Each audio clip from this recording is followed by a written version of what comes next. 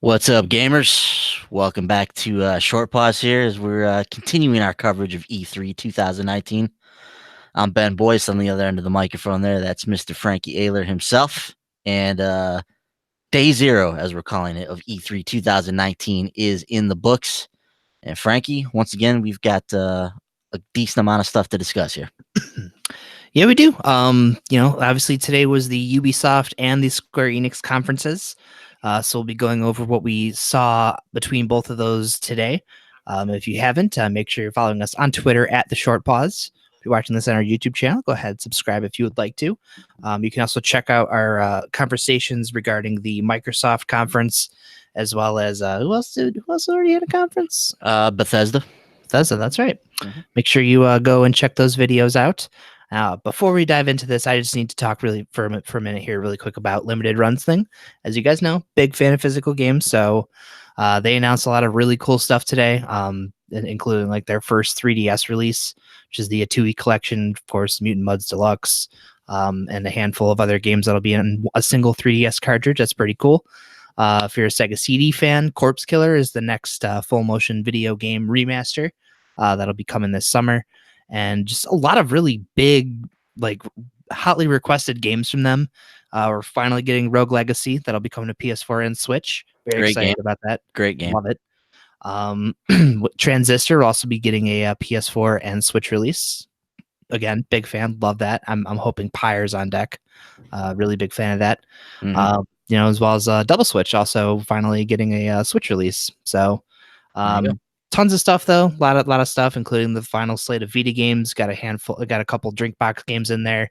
Super Meat Boy, the Atari Classics Collection, Papers, Please. 13 games remaining for their final Vita slate through the rest of this year and early next year, it sounds like. So Nice. if you're a physical game collector, check out limited run games. Check out all the stuff they got coming out.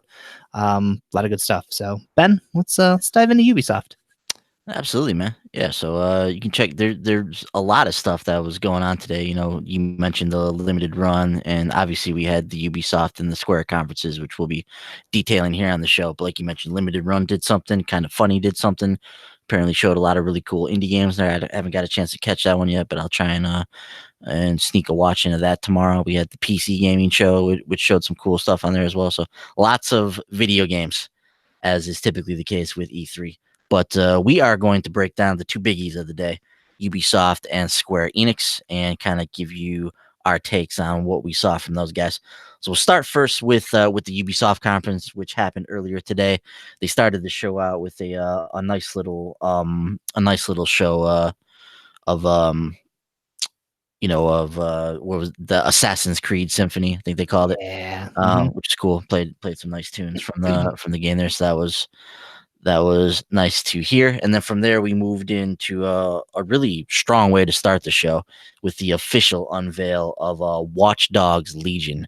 And I'll tell you what, Frankie, I was really, really impressed by this demo. Extremely impressed by what I saw from Watch Dogs Legion, far more than I expected it to be. And, you know, we've kind of come full circle at this point. In my opinion, the original reveal of Watch Dogs all those years ago is still probably the greatest E3 like demo or reveal I've ever seen in my life. I can vividly remember watching that game and just thinking to myself, holy crap, like next gen is here. Like we are in a whole nother stratosphere of gaming. So we've come full circle now with Watch Dogs Legion, and Ubisoft has once again prepared an extremely impressive debut for this game. And obviously this game leaked a few days prior to E3, and we've heard a little bit about that you'd be able to control anybody, but to actually see the demo in action and to actually see gameplay, what a concept.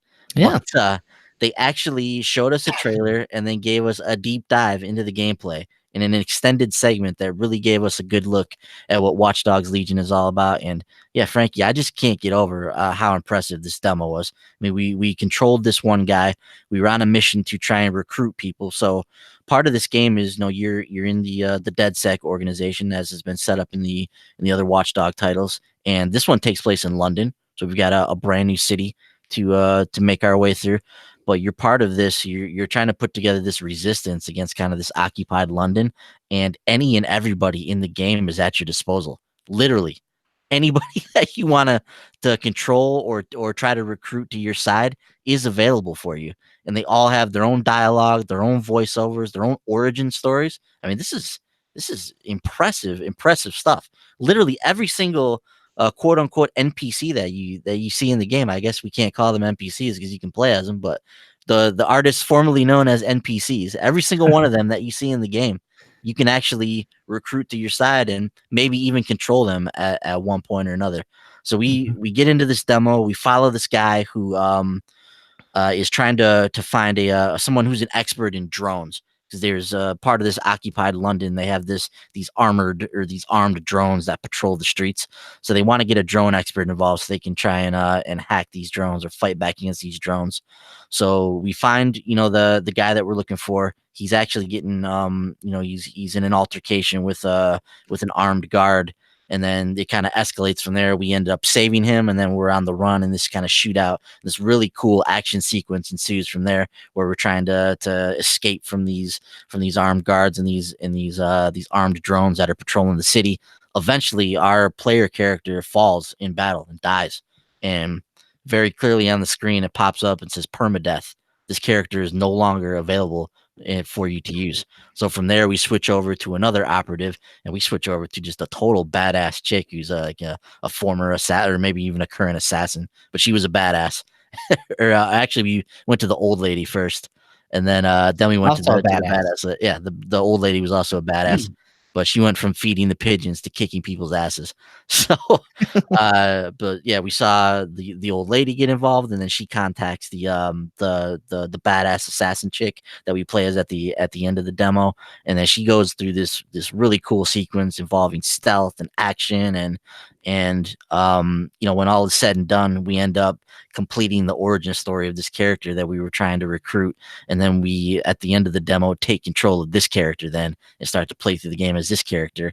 And we saw a couple glimpses of the UI about all these different characters that we're recruiting, and they came out on the stage and said, look, you can basically make whatever you want out of this game, whoever you want to recruit, whatever story you want to tell. Like, it's all kind of at your fingertips, and it sounds extremely impressive, maybe even a little overwhelming with the possibilities that this game could offer you. I'm still trying to wrap my head around how they can do this with every single one of these characters in the game. So I don't know how they do it, but Franklin, I was head over heels for this Watch Dogs Legion demo. I'm very excited to see what this game's going to be all about. Comes out in March of 2020, so it'll be available this fiscal year for all you Ubisoft investors out there. I'm sure you were glad to hear that. But yeah, dude, talk to me about what you saw with this. Yeah, like you said, this is a strong start to the show. I loved that Assassin's Creed Symphony. Apparently, Mhm. they're going to be going on tour, but I think only going to San Francisco in the U.S., which sucks. But Yeah. that was a really cool way to start the show. A lot of different Assassin's Creed tracks included in there, so it was really cool to hear a lot of those Mhm. interpreted with an orchestra layout. But yeah, dude, Watchdog Legion. I didn't think much of this when it leaked because just you reading about it, it doesn't sound all that exciting.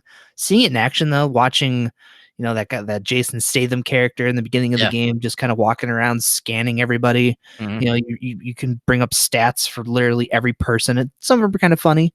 Like Mhm. one guy, he scans like 100% effective in hand-to-hand combat, but could randomly die. It's Yeah. like, okay, that's weird. Whatever. Yeah. But yeah, the scope and the work they had to go into making this happen is probably pretty freaking wild. I'm curious though, like, are we gonna see a lot of repetitive characters, or are there gonna be characters kind of planted out there that stand out a little more than your average looking Joe? That oh yeah, you could tell like this lady here, like yeah, she's got combat experience, or she's been through some stuff. Mhm. So I'll be curious to see just how this actually works walking around in that world.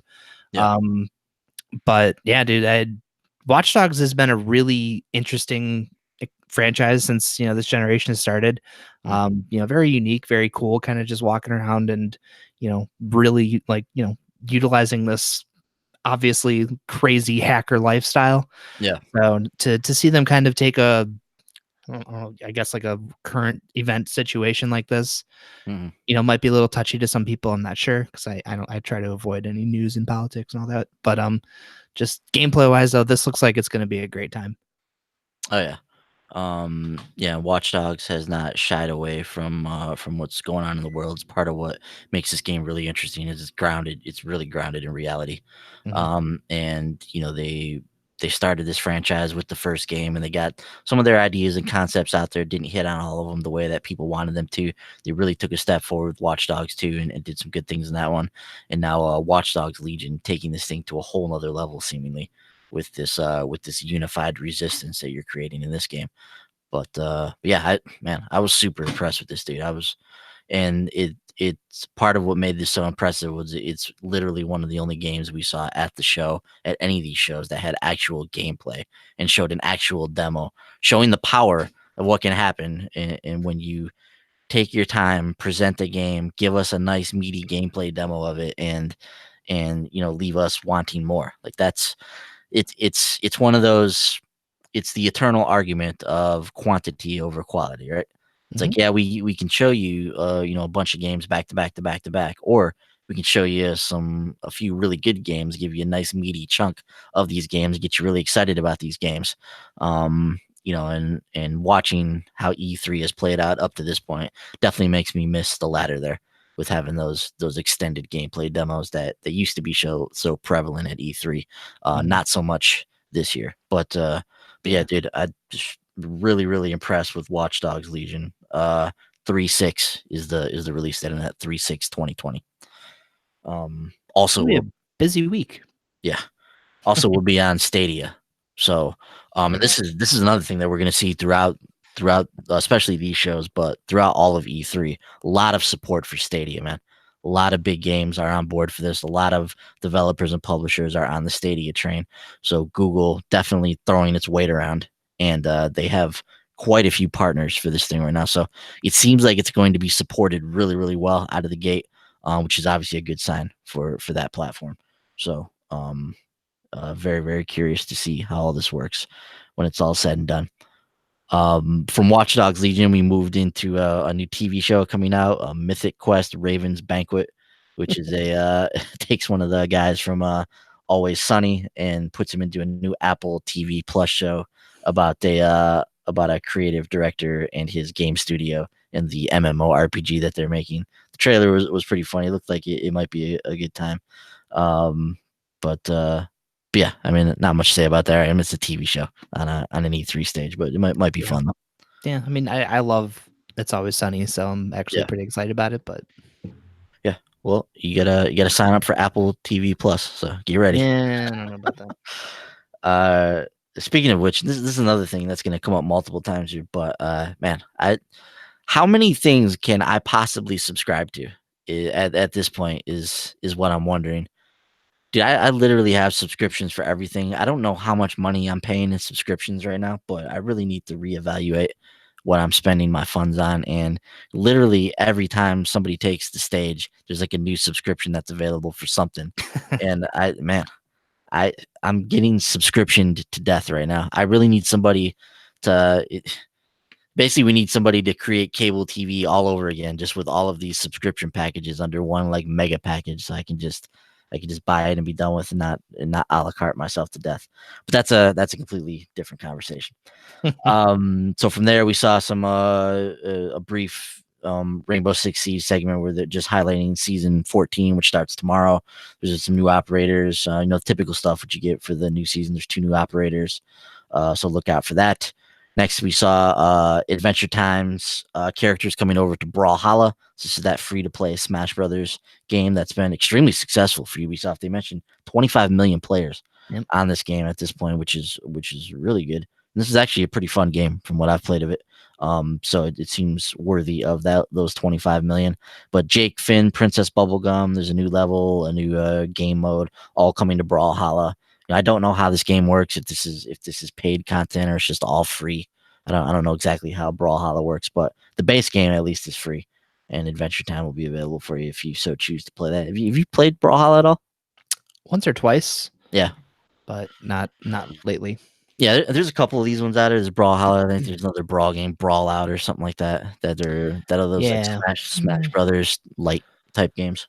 yeah. And Brawl Out kind of came and went, Yeah, but I feel like Brawl has been very well supported, especially once Yeah. Ubisoft picked it up. Mhm. I feel like they've added a lot of characters, and like they have a pretty obviously big community. So Yeah, it's definitely got legs, that's for sure.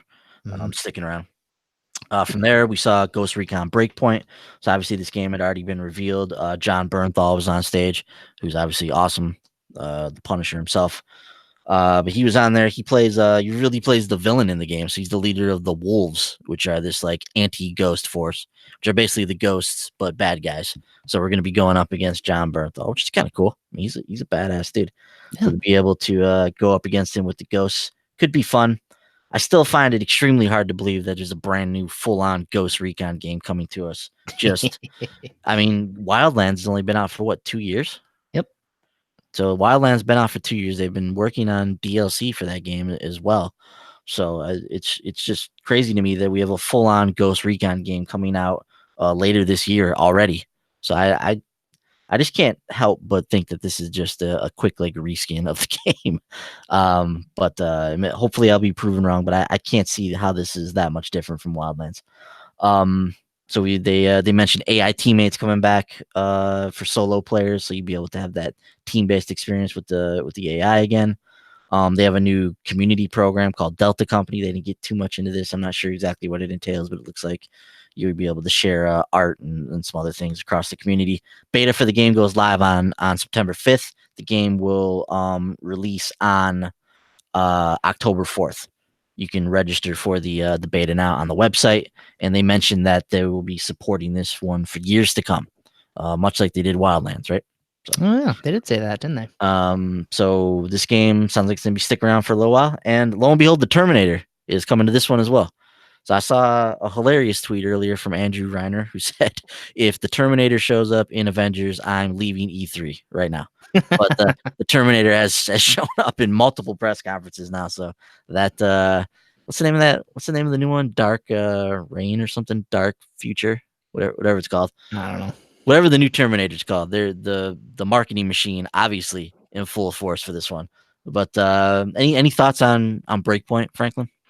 No, I'm with you. I even just looking at it, this looks like Wildlands to me. So And I'm not they sure. didn't show us any gameplay, so I Yeah, mean, it sounds like Wildlands yeah, again. So I don't know. yeah. I don't know.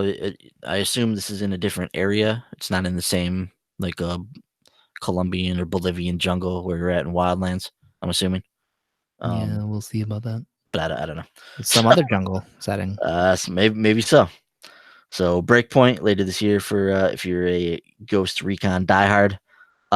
Next from there, we saw a new mobile RPG, which takes all of the Ubisoft franchises, the Tom Clancy games, and puts them into like a tactical RPG. But Tom Clancy's Elite Squad, you can pre-register for that now. Just Dance 2020 will be out this November on a variety of platforms, including Stadia and the Wii. Still, still coming to the Wii, which is insane. That Not the just Wii U. Dance. No, only the Wii. It's been coming to the Wii ever since it came out, and I guess it still sells on there, It has to. which is crazy. So kudos to them. We saw a trailer for For Honor has a limited event, Shadows of the Hitokiri. It's going now until June 27th. So if you're into that, check that out. This was a strange one here. They then came back to Rainbow Six with Rainbow Six Quarantine, which is a 3-player co-op tactical Rainbow Six coming in early 2020. And the lady who came out on stage said that they hoped that this would do for PvE what Siege did for PvP. So clearly this is going to be a very different type of Rainbow Six game developed solely around PvE, it sounds like, with these 3-player co-op experiences. And I'm guessing that this is developed off of, I'm pretty sure the limited event they did Yeah. some months back was called Quarantine or something Yeah. like that. I was gonna ask. I thought you and Brent were playing that. Yeah, we did play it. And I'm pretty sure this is based off that. They just spun it off into its own game, seems like. Which Sounds like is it. That's what I figured. That's what I thought they were talking about the event at first. I didn't realize that's this what I was like a thought. full blown game. That's what I thought too. And she came out on stage and said, "This is the next Rainbow Six experience. Like this is your next Rainbow Six, and it's coming out in early 2020." Did you ever play that quarantine mode? No. Nope. Never get around to it. Yeah, it was interesting, and it definitely could be fleshed out and maybe turn into something really cool. Rainbow Six is built around like these tense, like brief firefights. The thing about quarantine was, I mean, you were kind of thrown in with these hordes of monsters, and you had to. It was like, you're just constantly shooting your gun, and it was a different type of Rainbow Six experience that wasn't necessarily what this game was built to handle. So maybe they're taking that concept and building the game more around this PvE idea. I think if that's, if this is what they're doing a brand new game. I think it would make sense to kind of redesign some of the systems around that, because it just felt weird playing a Rainbow Six game like that with the Mhm. quarantine setting, when you're just like constantly shooting monsters, and you're in these like heavy firefights where you're just unloading clip after clip after clip. Just didn't feel like the game was designed to handle that.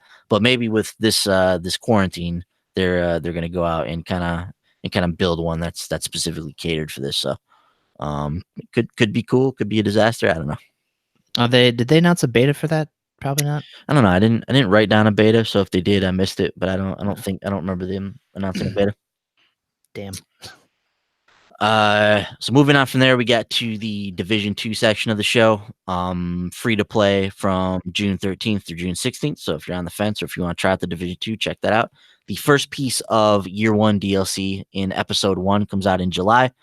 New main missions, new experience outside the city. You're going to be in the woods, the National Zoo, the DC outskirts. So you're going to be on expeditions outside of the main city center, which could be cool.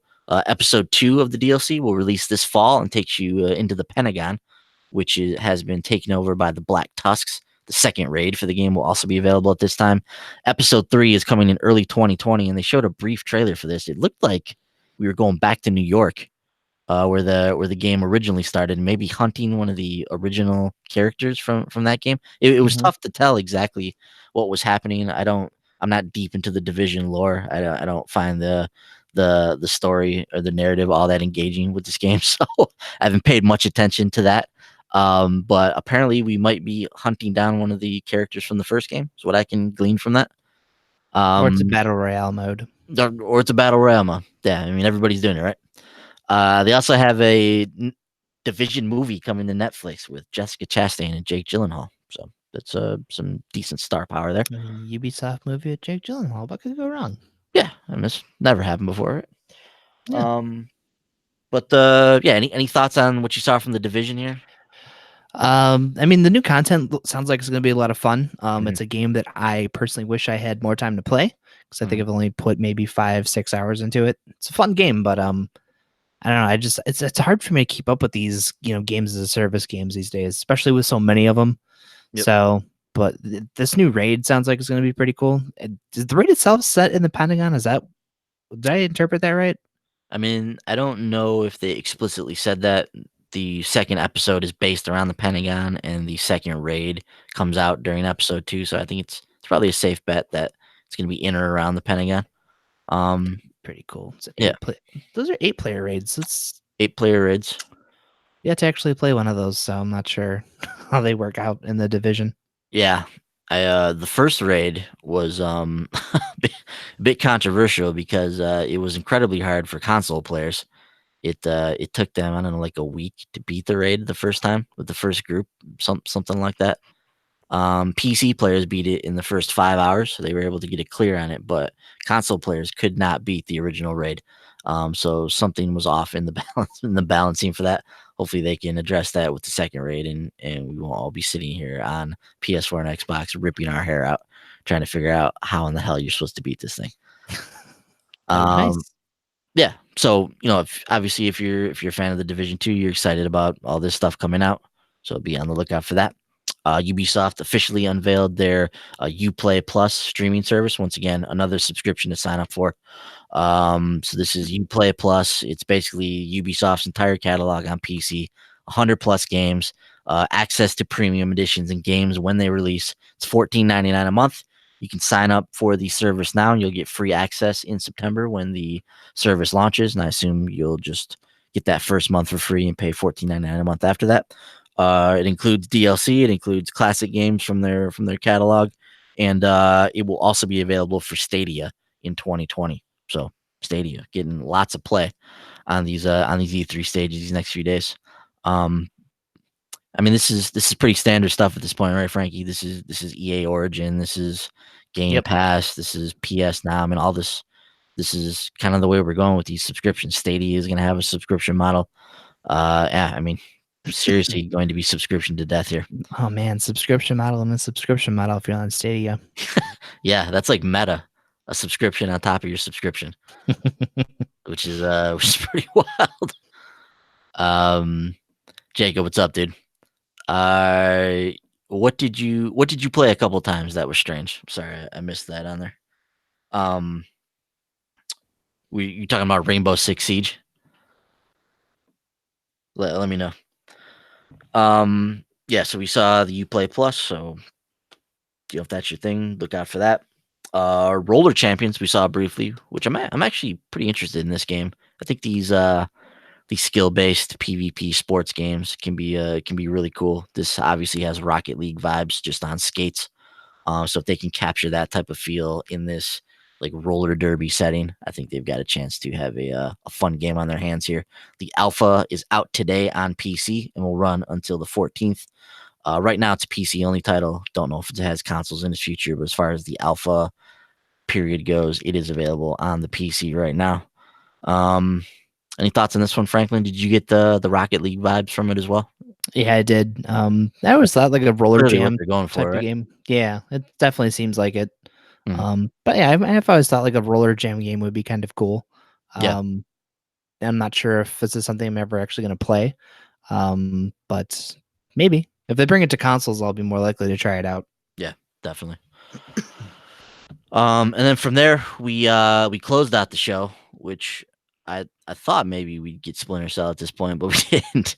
Usually, when Eve comes on the stage to close out the show, like he's got some like big reveal for us, and so he comes on there and is like, "Hey, we got one more thing to show you. We got this new project we're working on." This guy comes out. Forget which Ubisoft studio he's from. No, Montreal, there's Montreal, maybe. possibly Yeah, or one of Quebec.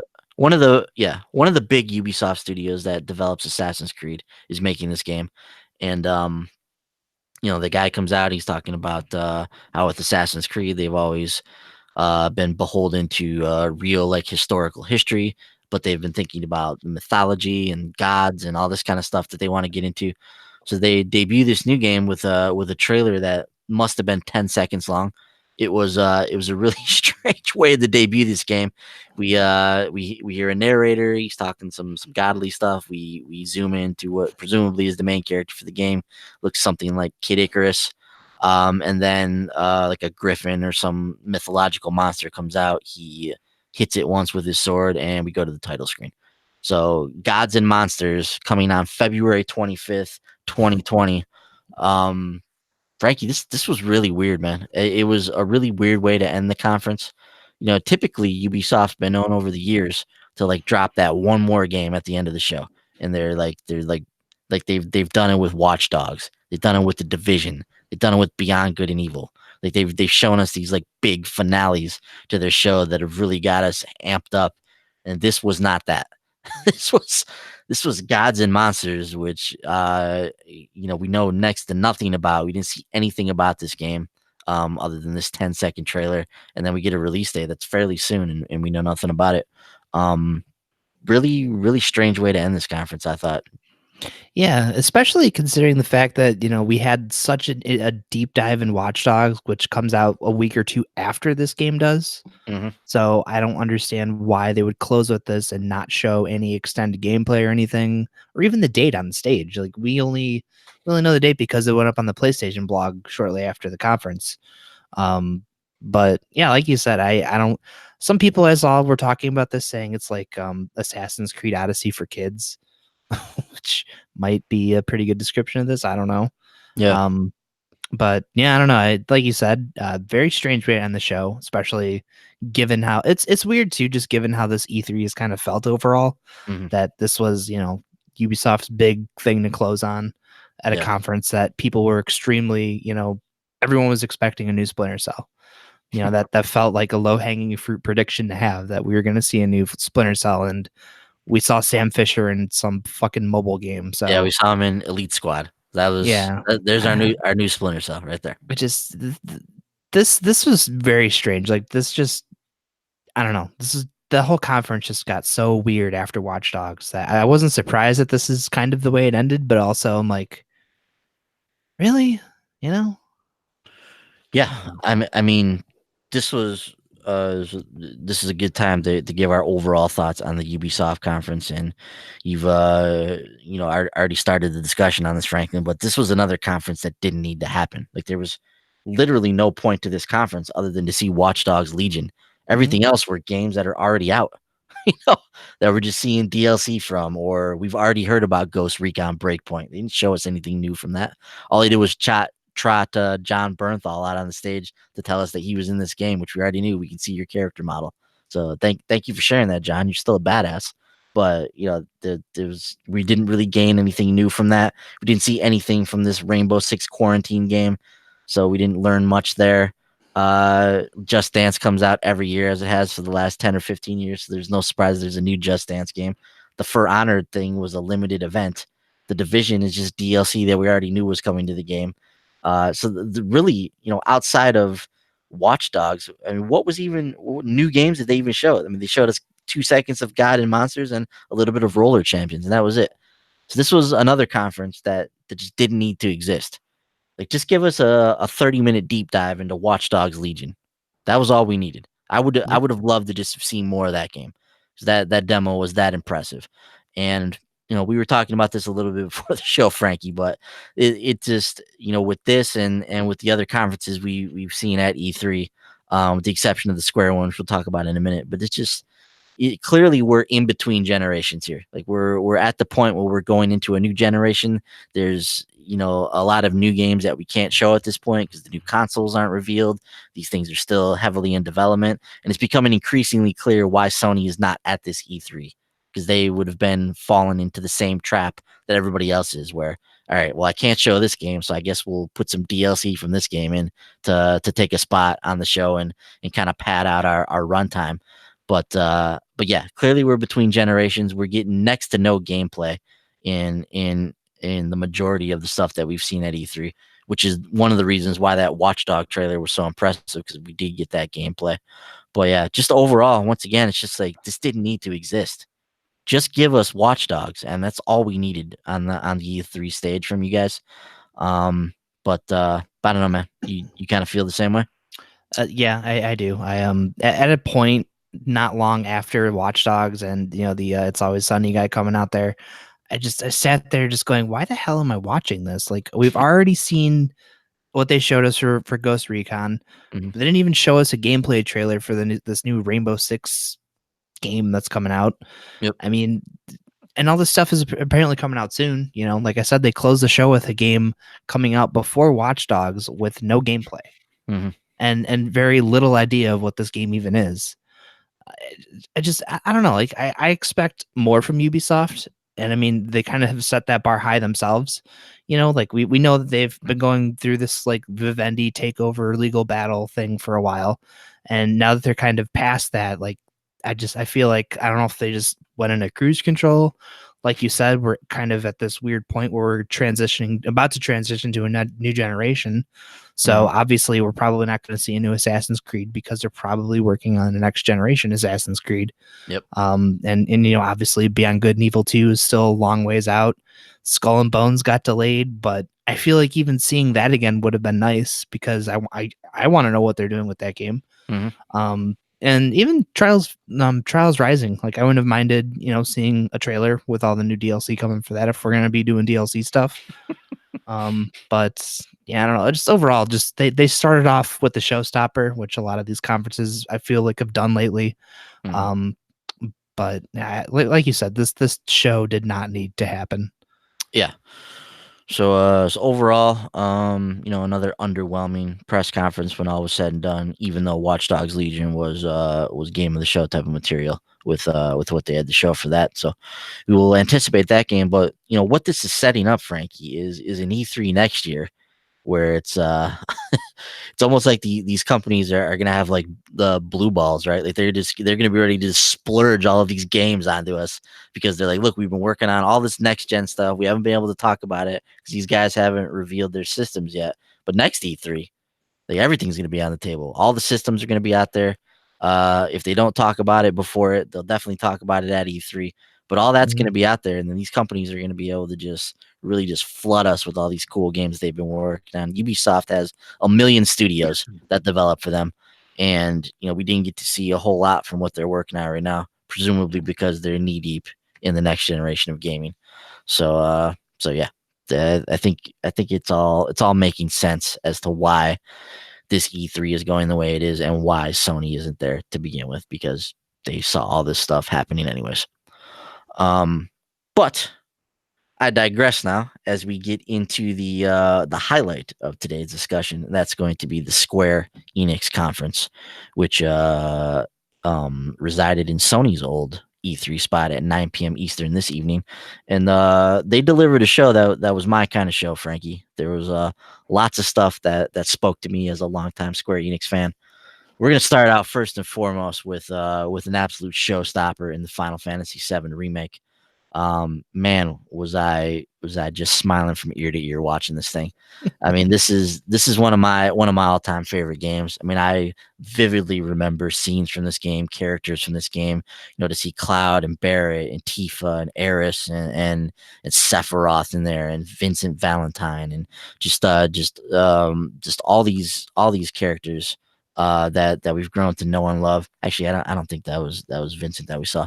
It was too early in the game for that. But just all these characters that we know and love, and then to see them in action too, like to see Tifa kicking ass, and to see Sephiroth appear at the end there with Cloud, and to see an extended sequence with tons of gameplay to get an idea of how the real-time battle was mixing with the classic active battle. I really, really like that. Looks like a super cool system and a super cool way to bridge the gap between modern Final Fantasy and classic Final Fantasy with the active time battle system. Loved what we saw with that. Just we got to see the iconic kind of intro sequence to Final Fantasy VII. Even we watched them fight the whole Scorpion boss at the end. That was super cool. It was just like a Final Fantasy VII fan's wet dream to watch this thing play out in action and see how beautiful it is. And just man, March 3rd, 2020, as we learned last night via the Final Fantasy VII Symphony, is the release date for what I believe is the first part of this game. I have to read some more about this, but we didn't get a super definitive answer to this. But it sounds like they're making 2 discs for this game.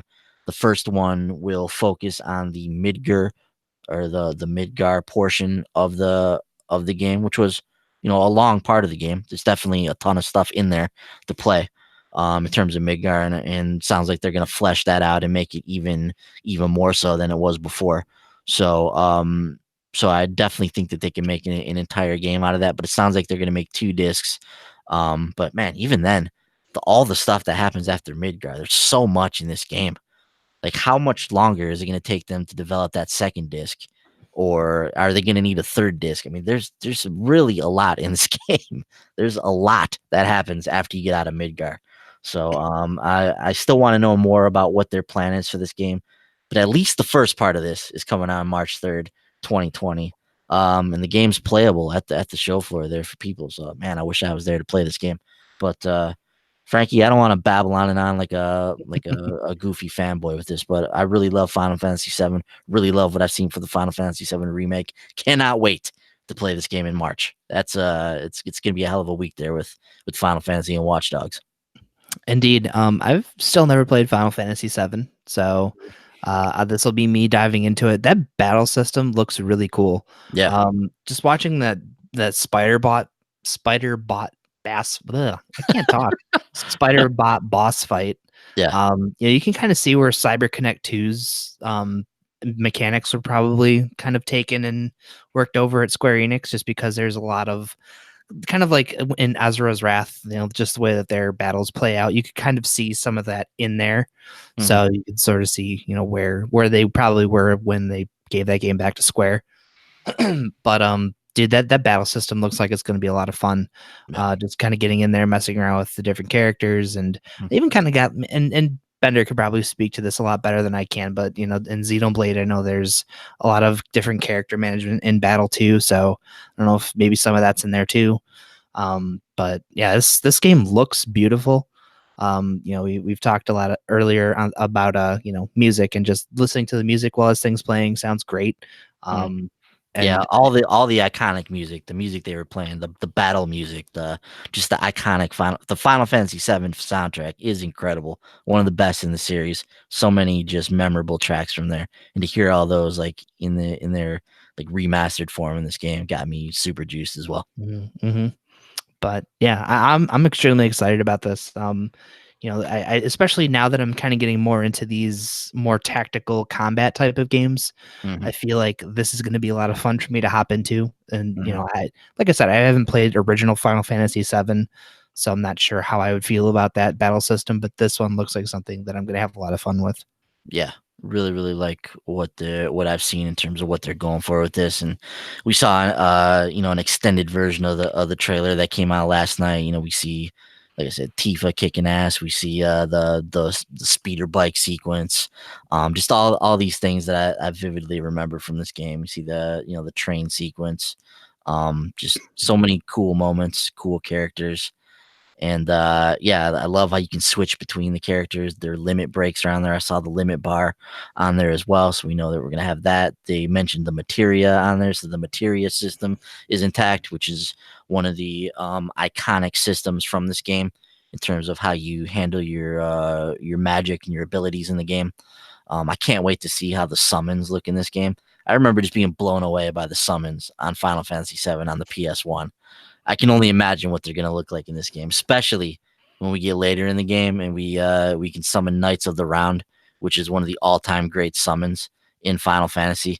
It's just so over the top. I mean, you summon Knights of the Round and it summons all like 12 or 14 of King Arthur and the Knights of the Round Table, and they each come out individually and do this like crazy attack animation, and it's just so gaudy and over the top. It's so awesome. Like when you get that materia and you install Knights of the Round onto your character, it's like a euphoric moment when you first summon Knights of the Round. So I can't wait to experience that again in Final Fantasy VII Remake and see what this thing looks like.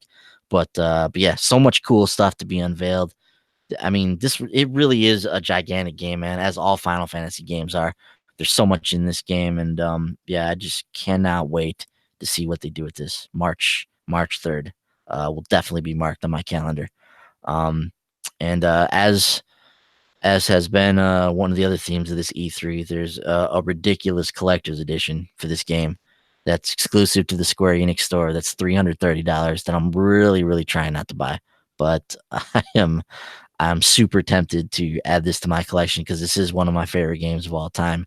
This game does look incredibly beautiful, and there's no doubt that this is going to be a relic and a keepsake and something that's going to be rare and would be nice to have on my shelf. I don't know why you're not ordering it right now. Yeah, but I'm not gonna do it. I'm not talking myself into it. I'm just stating It's one of your facts. favorite games of all time. I'm just getting it off my chest. It is unnecessary. Unnecessary to spend $330 on a video game. That's just stupid, right? Yeah.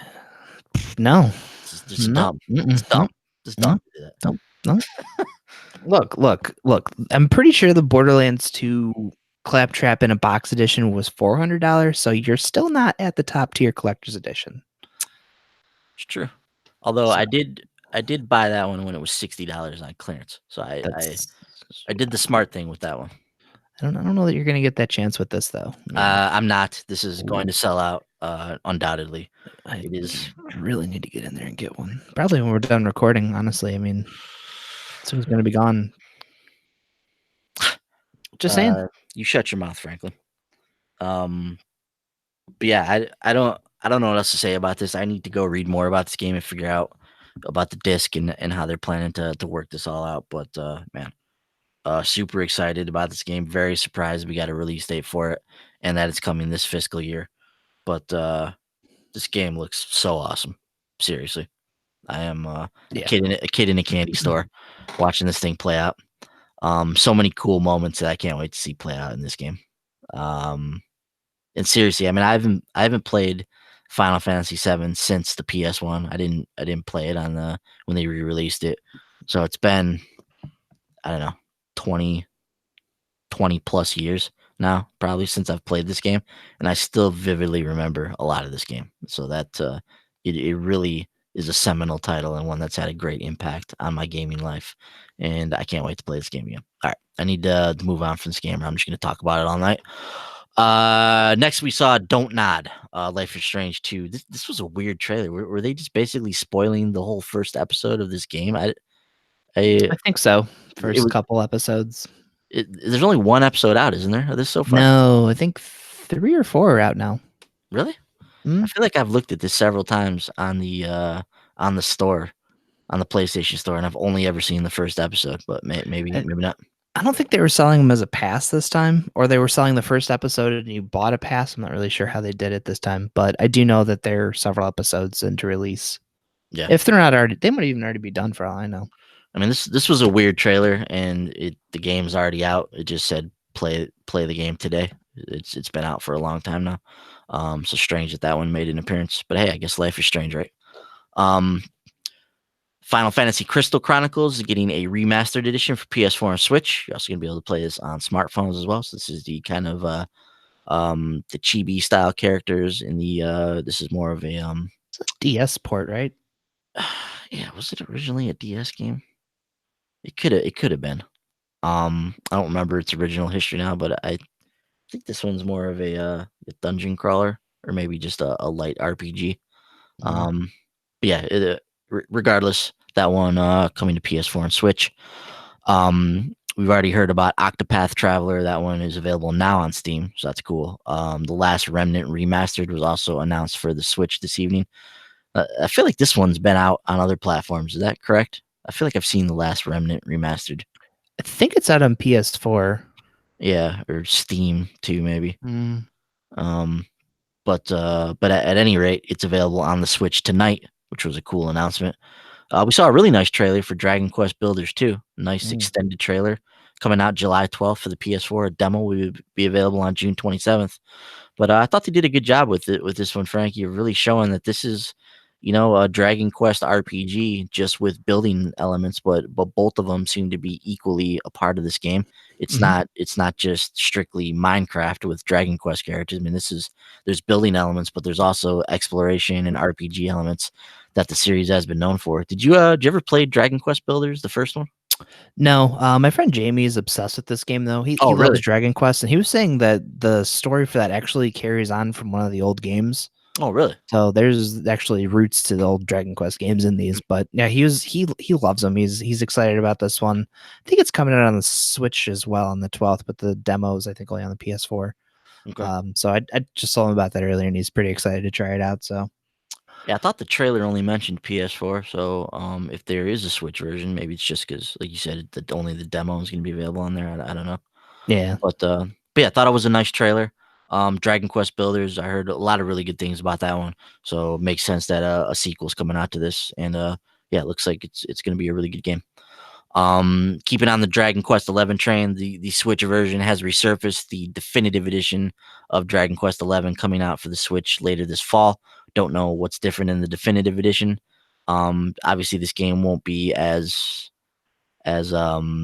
powerful or look as good as it does on the on the PS4. So I don't know Mhm. what makes this the definitive edition, but hopefully, if there's any additional content, that will come to the other platforms at some point. We saw a brief section for the Square Enix collective.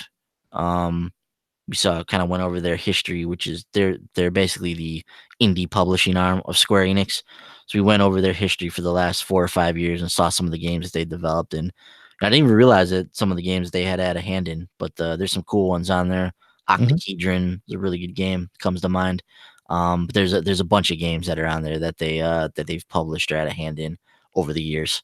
And then after they kind of gave us that history lesson, chimed back in with a couple more games that are coming from the collective. Circuit Superstars coming to Steam, PS4, Xbox One, and Switch. So the whole shebang there. This is a top-down racing game. And then Battalion 1944 Eastern Front is available on Steam right now as well. So if you're into either of those, check those out. Then a cool announcement from Square Enix Music. Franklin. It's now available on a variety of streaming services. I saw Amazon in there. I saw Apple, Spotify, bunch of different streaming music services. But from what I can gather, it sounds like if not all, the majority of the Square Enix catalog in terms of their epic and wonderful game soundtracks are going to be available on this service at some point.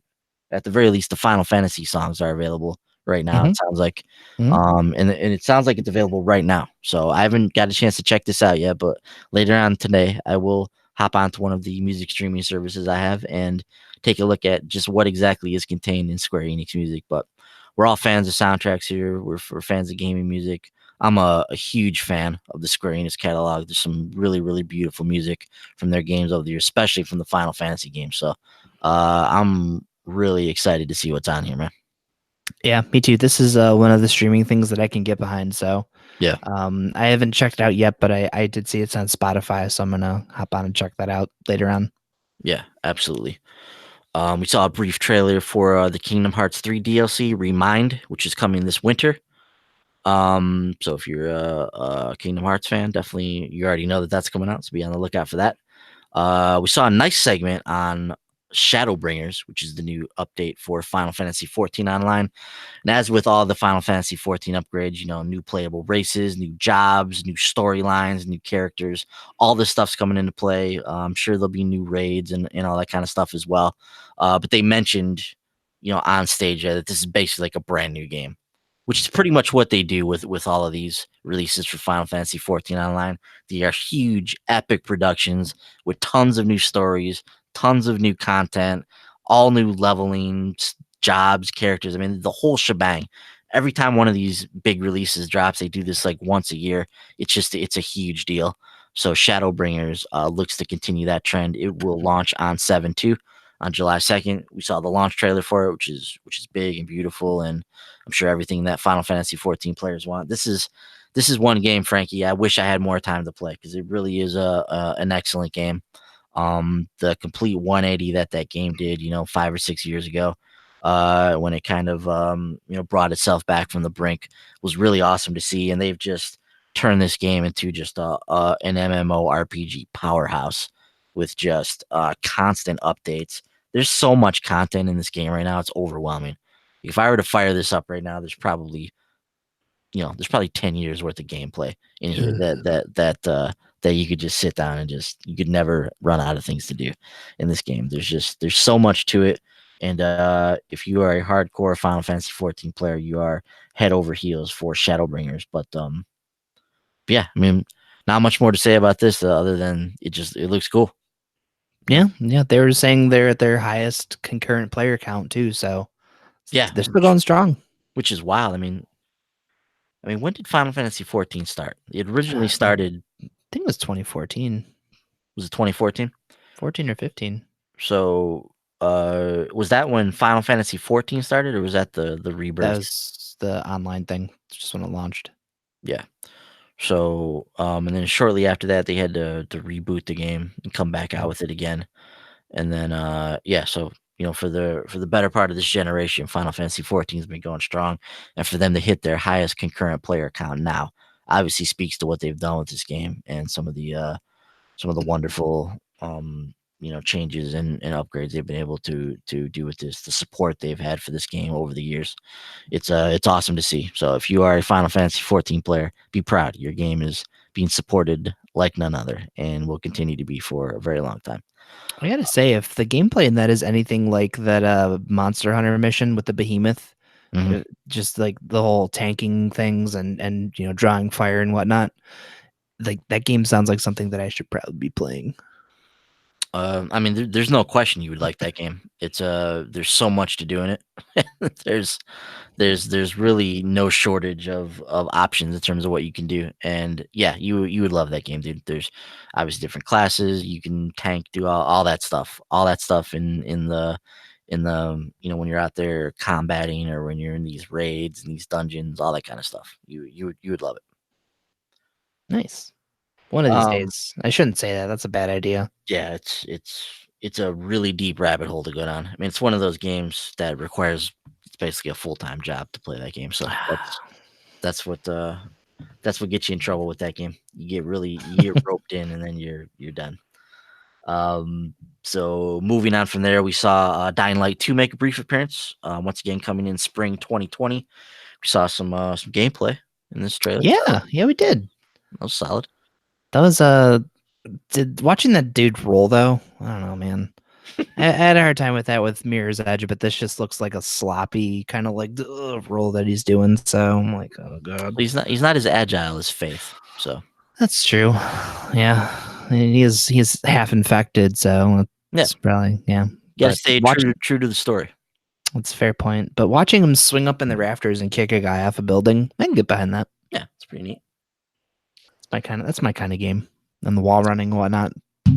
Yeah, obviously the first Dying Light was very, very well received, so a lot of hype and excitement for Dying Light 2. We've seen this game at a few E3s now, and it seems like it's coming along well. So I expect this to be a top-notch title once it releases next spring.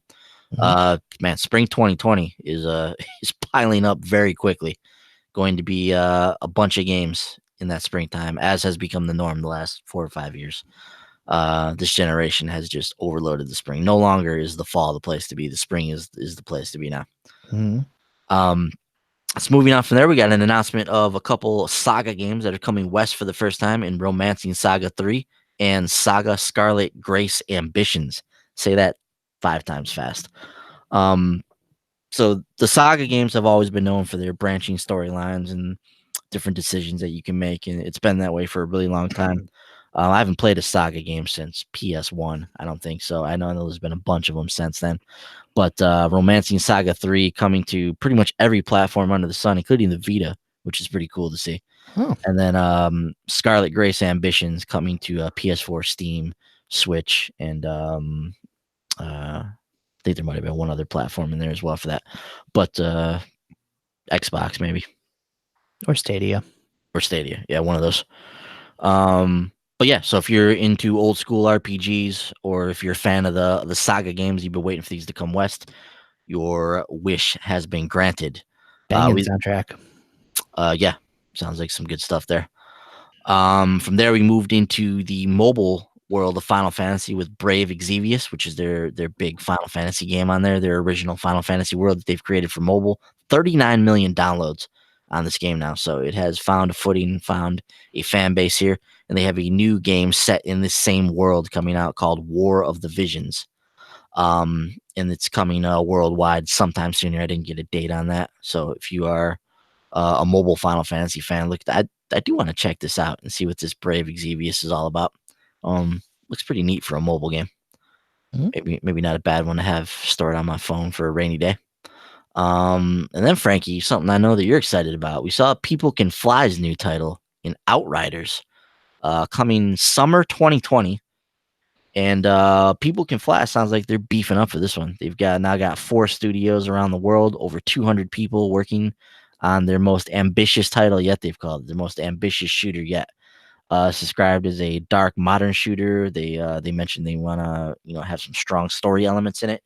It's 3-player drop-in, drop-out co-op. You'll be able to create your own Outrider once you do step into to the game. So you can create your own character and kind of go from there. And we'll learn more about this title this winter. But People Can Fly has a solid pedigree behind them with games like Bulletstorm.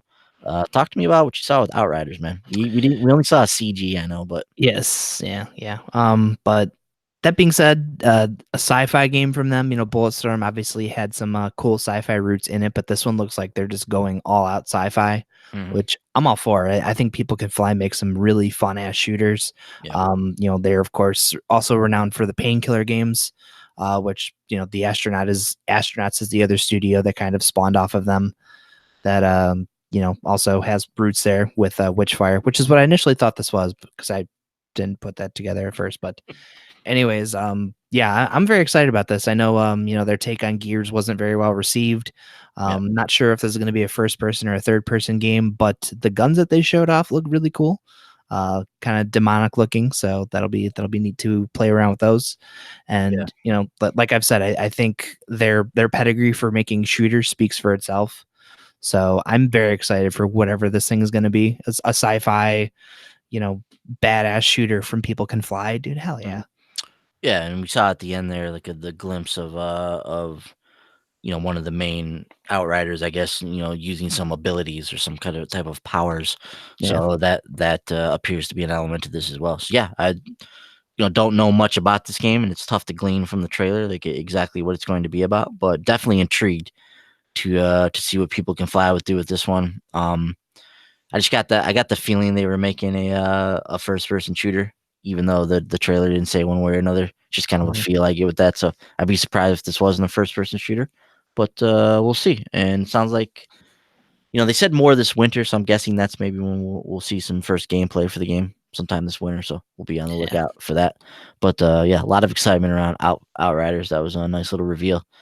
After that, we saw Onanaki, which is appears to be a Japanese role playing game. I feel like this is a game that's been announced before that I've heard about. I couldn't make heads or tails of it though, in terms of remembering where I had seen this before. But it sounds very familiar. I think this is the one that I saw the Tokyo Game Factory logo on. Okay, So this is their next thing, which I gotcha, think you're right. I think we've seen before, but I don't think we had a name. gotcha. Okay, so maybe that's what there was. But 8/22 on PS4 and Steam, so coming out this summer. Wow. After that, we got a super cool announcement, something else I was really excited about. But growing up during the PlayStation years, I played a lot of Final Fantasy 7 and Final Fantasy 8. And it's been a long time since we've seen any type of version of Final Fantasy 8 anywhere. There's a version of the original game on Steam, which I have on my account. But really excited that they announced Final Fantasy 8 Remastered coming out this year, 2019. There's once again some really cool and iconic stuff that happens in this game. The ending to this game is incredible. There's a lot that goes on in the last half of this game. The story gets pretty crazy, but I enjoyed Final Fantasy 8 quite a bit.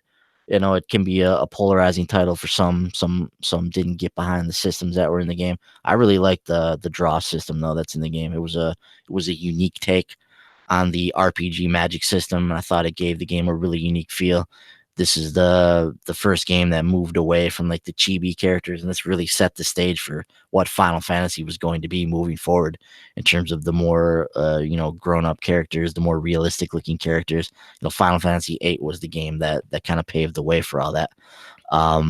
The intro to this game is one of the all time great intros, with one of the all time great songs in gaming. So yeah, just excited to see this. It looks like it's basically going to be the same game, just maybe playable on modern displays. It doesn't look like they're doing too much to it, but I'll be curious to see if they can do anything to the cutscenes or up-res those at all. There's a lot of cutscenes in this game. But yeah, I'm excited about this, man. Some of the screens I've seen looks like they went back in and they've redrawn a lot of the characters. So Oh, really? Okay. They've actually put some work into this game. Cool. Yeah, I'm curious to see exactly what they did. I definitely want to look up and get some more information on this one. And then so moving on from Final Fantasy 8 Remastered, we got into what we've all been waiting for, and a reveal I was super excited for. You were super excited for, Frankie. But Marvel's Avengers, the game that Crystal and Eidos and Marvel Games and Square Enix are all working on together. It has been officially revealed. We have a release date to May 15th, 2020. But man, where do we begin with this one? There's so much to discuss and talk about with this, but we got a a reveal for the game. Yo, Coop, what's up, dude? The Warriors won. So that's good to know.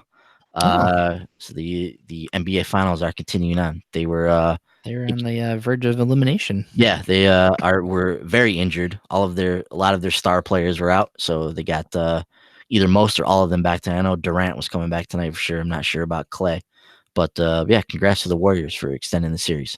But yeah, in terms of Marvel's Avengers, I mean, man, I was sweating watching this one. I was so excited to watch this game finally being unveiled, and I really like what we saw from this, Frankie. So first and foremost, we have a brand new like version of the Avengers. Obviously there's the characters that have been made famous in the movies are going to be the main characters in this game as well.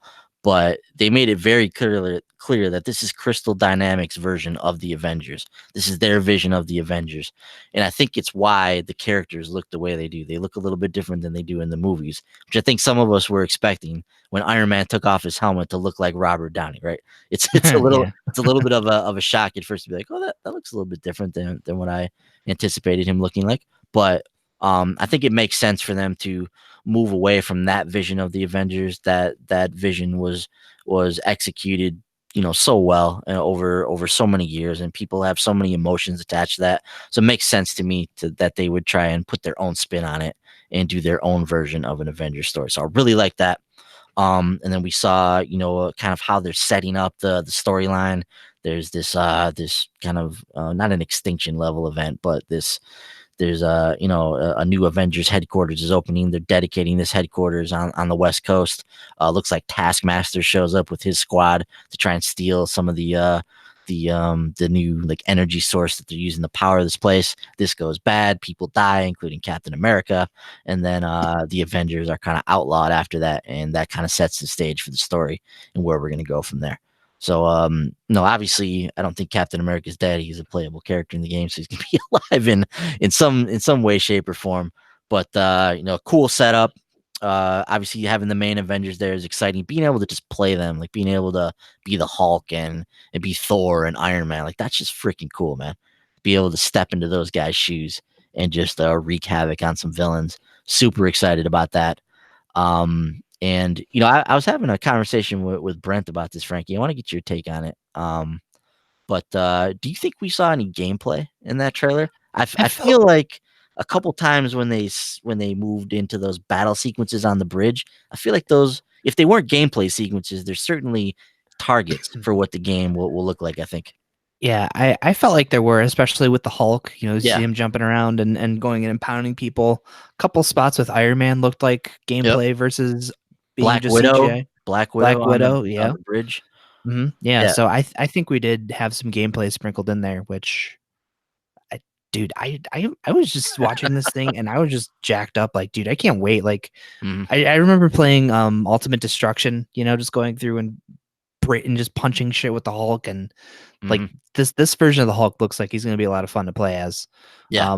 And I'll be curious too. Obviously Iron Man flying around. Flight controls are going to be a big topic for that, obviously, Yep. especially with Anthem coming out and that kind of up until now being the Iron Man simulator. Hmm. So it'll be interesting to see how he plays. So far though, like from what we can glean from that, it looks like he's going to be a lot of fun to play as. Oh yeah. Got a lot of weaponry at his disposal, which you would expect.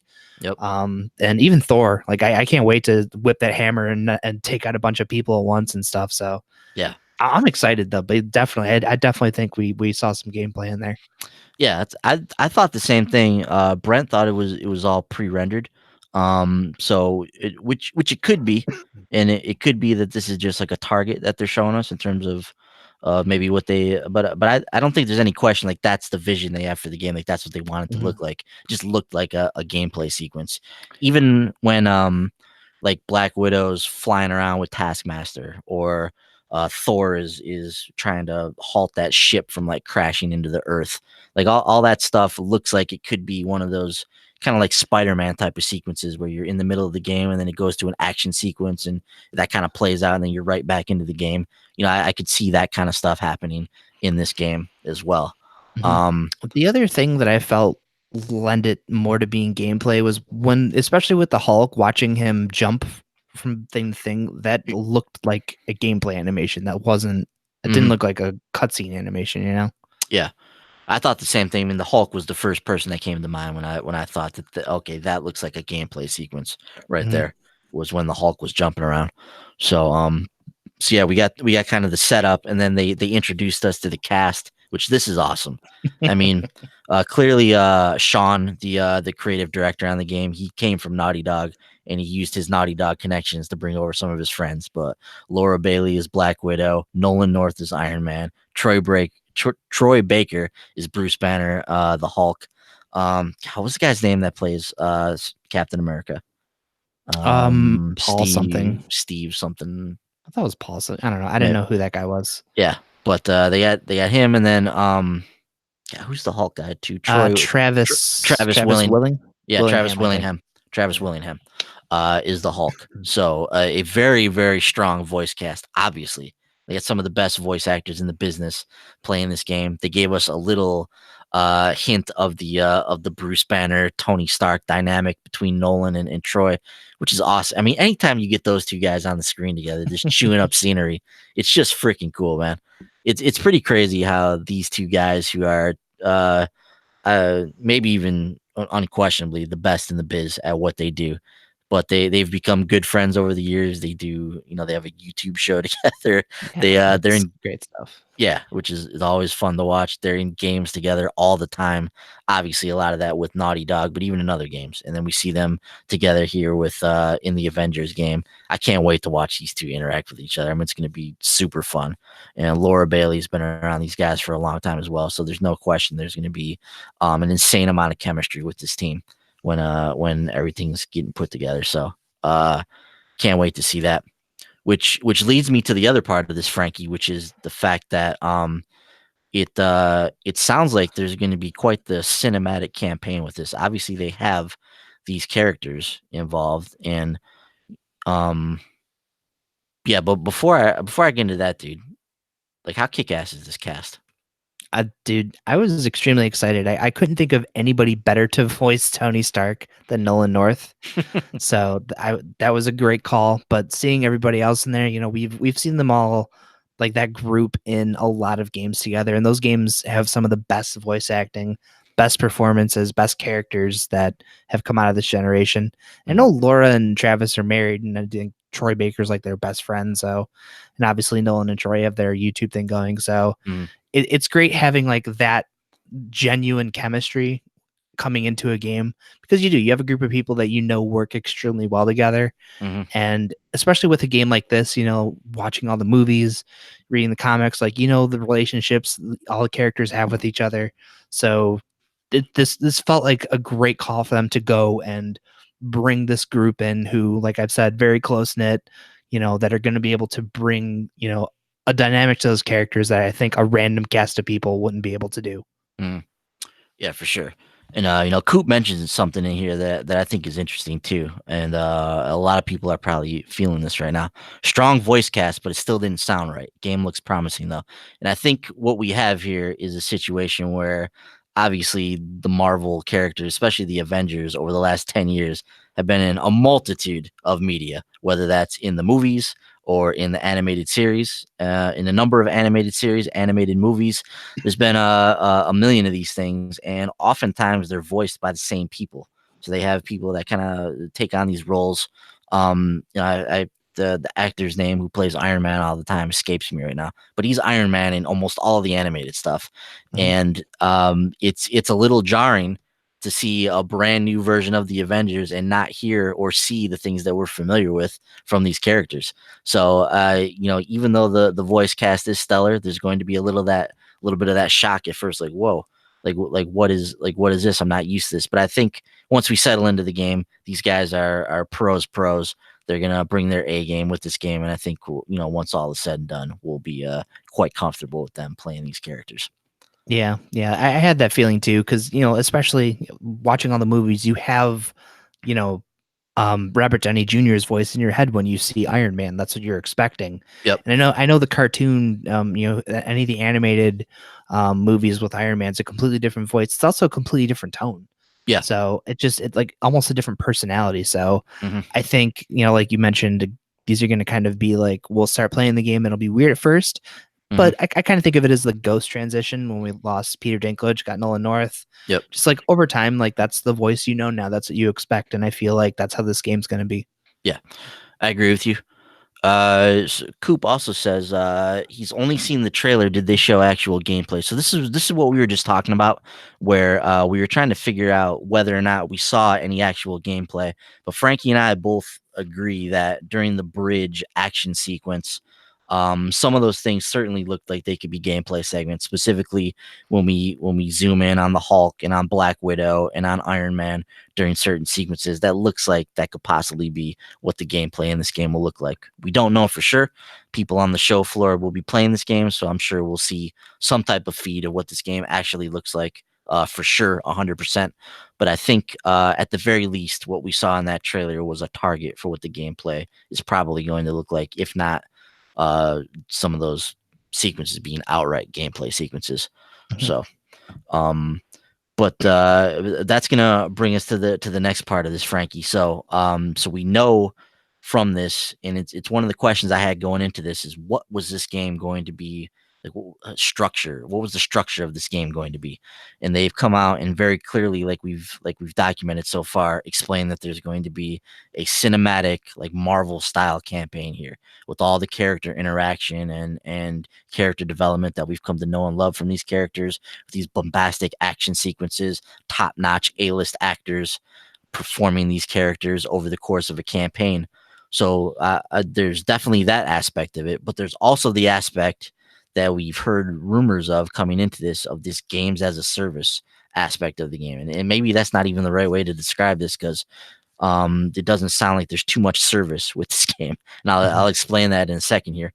But after they got done explaining the narrative and showing us the voice cast, a community manager and one of the other forgot his title, but one of the other guys who works on the game came out to the stage and they explained to us that, look, this is, you can join up with up to 4 other players, up to 4 other heroes, and go out and take on these missions.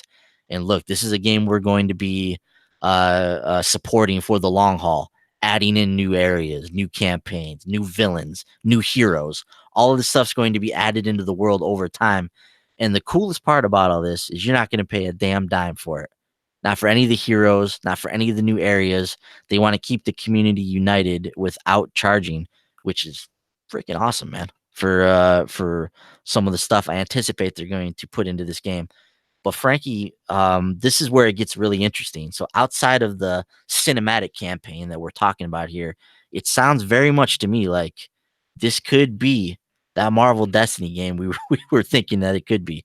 But the way that they're talking about it, with joining up with 4 other people, them customizing their superhero the way they want to, they mentioned that as well. There's going to be some customization options in here with how we can create our hero, them adding new heroes of the game. So these 5 like mainline Avengers, this isn't it.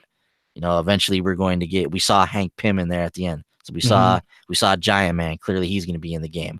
Hawkeye, you have to assume is going to be in the game. So many people have been an Avenger over the years.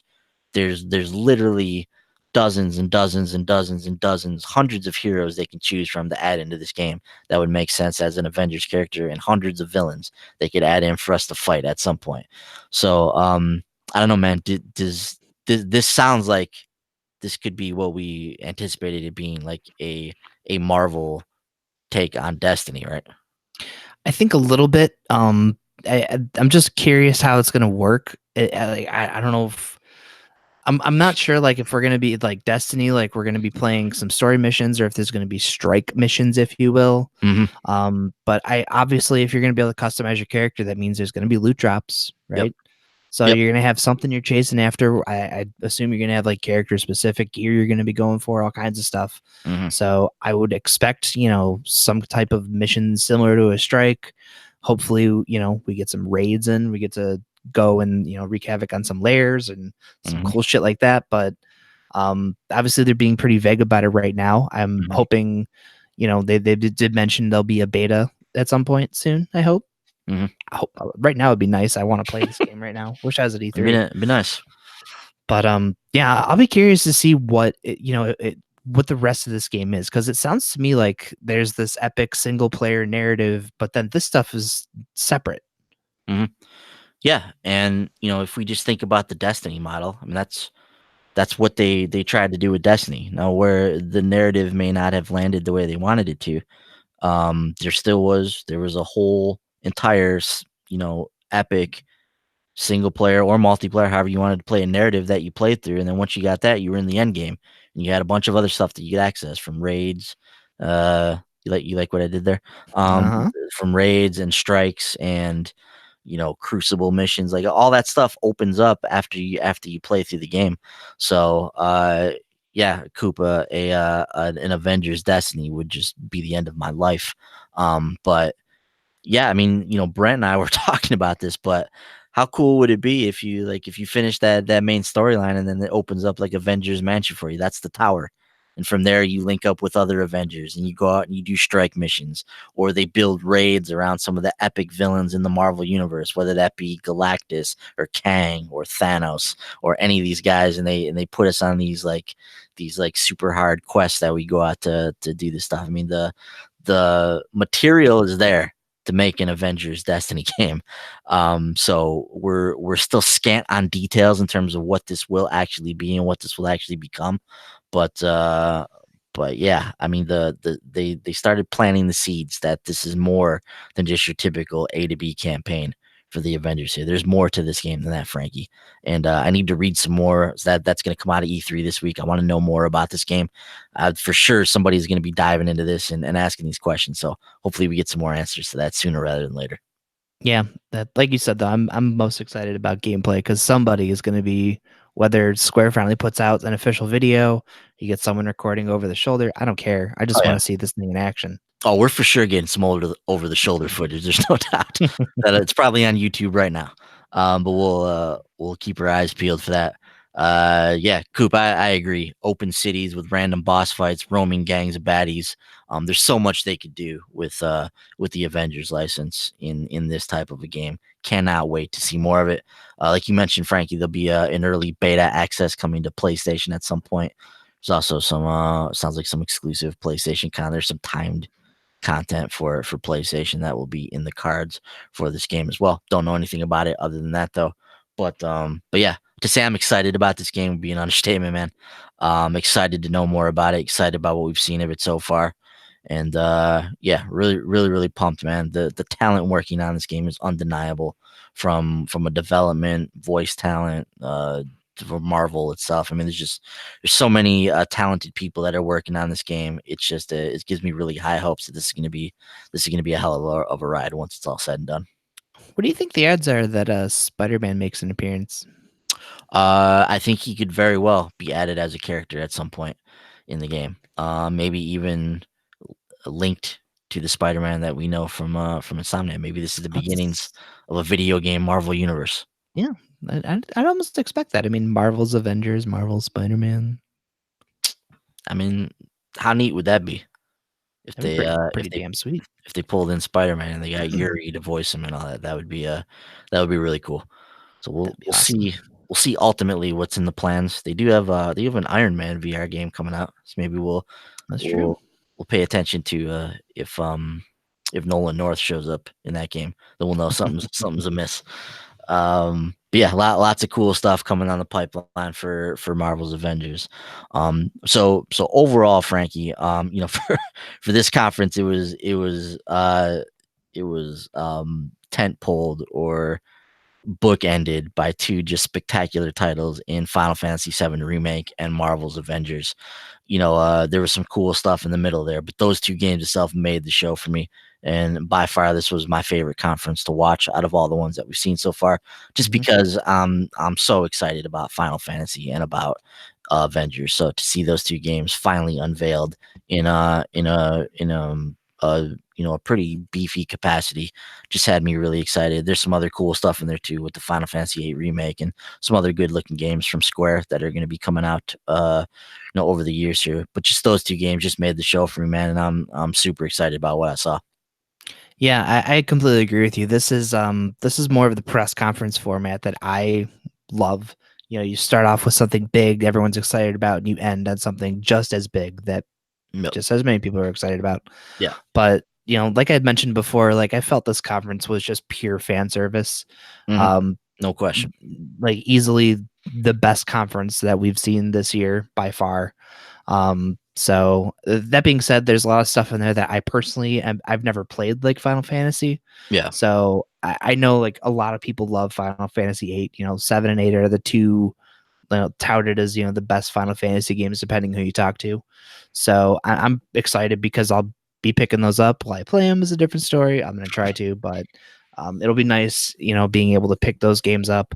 I felt like they had a lot of really cool stuff in there from that, the Square Enix music service, which look, gaming services, are cool, but for me, Mhm. I love gaming music. So those are the types of services that I love to see on a stage or anywhere in general. So Yeah. especially when you say, hey, we have all these Final Fantasy soundtracks on here, like hell yeah, man. Final Fantasy has great music. So but yeah, like you said, I thought they started that show strong. Final Fantasy VII looks incredible. Like I'm extremely excited about that game. Can't wait to get in there and play that battle system. Like I said before, it looks awesome. So I can't wait to play with that. And just there's so much other stuff in there. Like I still have Kingdom Hearts I gotta dive into. I know Dark Shadow Wolf was loving that game, so Mhm. curious to see where he is with the DLC. And even going through the Avengers, obviously we're at that point now where we're probably gonna get that damn Destiny Avengers experience that we're all dreading, but also extremely excited about. So Yeah. that'll be coming out on Stadia as well. So you're definitely fucked if you have a job. Yep. Yep. Um, but yeah, I felt Square, they came in and they hit a home run with this conference. And they just yeah, more support for Stadia, which is once again very encouraging for that platform to see the amount of support they've gotten in these press conferences leading up to E3. Yeah, Coop, I'm actually with you, man. Final Fantasy VII is one of my all-time favorite games as well. Final Fantasy VII remake looks just absolutely incredible. As a huge fan of that game, cannot wait to get my hands on that, man. And yeah, definitely give Final Fantasy VIII a whirl if you haven't played it before. It's a very very interesting game. It's got a very unique battle and magic system that's not found in any other Final Fantasy game. The story is goes some really incredible places. The ending is really good. The like final sequences in that game are challenging and intense, and there's lots of secret quests and missions and secret summons that you can get. It's a pretty cool game when it's all said and done. So I definitely recommend giving that one a whirl if you are a fan of Final Fantasy VII. I think there's some stuff you'll find in Final Fantasy VIII that you really like as well. But yeah, so the stuff in the middle of the conference is going to be either a fan of that kind of stuff or you're not. So there was some things in the middle there that are or may or may not appeal to you, but there's no question that the bookending the show with Final Fantasy and the Avengers, like these are wide ranging things that many millions of people are looking forward to. So that was a smart move on their part. So Mhm. yeah, really enjoyed the show, man. It's a nice way to cap off this E3 Monday. And that is going to do it for us here. So we'll be back tomorrow night. We'll be talking about what we see from Nintendo. Sounds like they're to have a 40-minute or so conference, Mhm. or Nintendo Direct. And yeah, I'm expecting to see a lot of stuff in there. They pack a lot of content into these directs. So I expect we'll probably get a deep dive into Animal Crossing at some point, and probably a few surprises in there as well. Nintendo likes to hit us with some E3 surprises in these things. So looking forward to watching that. We'll be back tomorrow night to discuss that. So look for our reaction video to that sometime tomorrow evening, possibly with a special guest. So Hmm. we'll iron all that out and come to you guys live tomorrow evening. But other than that, Franklin, that is gonna do it for our day zero coverage here. So shout out to Jacob and Coop for joining us in the chat. Really appreciate you guys stopping by, being a part of the show. Um, it's always good to chat with you, man. Nice, yeah. Hope to see you tomorrow night too, Coop. Appreciate that, dude. Frankie, any parting words before we get out of here? No, it's just it's been a weird E3 so Hmm. far. I mean, Yeah. conference quality has kind of been, lacking for what we're used to. Hmm. And like you mentioned earlier, this is we're obviously at that point at the end of a generation, so Yeah. it makes sense, but it's also kind of strange just watching a lot of these conferences play out. So it was nice to see Square kind of come in there and, you know, bring the spirits back up and remind us, like, hell yeah, dude, this is how you do an E3 conference. Absolutely, man. Yeah, regardless of how some of these conferences may have gone or our ultimate opinions on them, it's definitely a really fun time to be a gamer. There's lots of great things coming down the pipeline. 2020, at least early 2020, is shaping Yeah. up to be absolutely stellar. I mean, we've now got Avengers in May, and we've got a bunch of kick-ass titles from January to April. Cyberpunk's in April, so in April we've got that. We've got Avengers in May. We've got Watch Dogs and Final Fantasy in March, and a bunch of other stuff throughout the months here. So early 2020 shaping up to be really really strong, and yeah, can't wait to see where we go from here, man. So once again, appreciate you guys stopping by. Appreciate you watching the show this evening. We will see you tomorrow night when we talk some Nintendo. 2020 looking absolutely ridiculous, Coop. Yeah, hopefully we'll see you tomorrow night, man. And you guys have a good evening. Enjoy E3. We'll talk to you soon. See ya.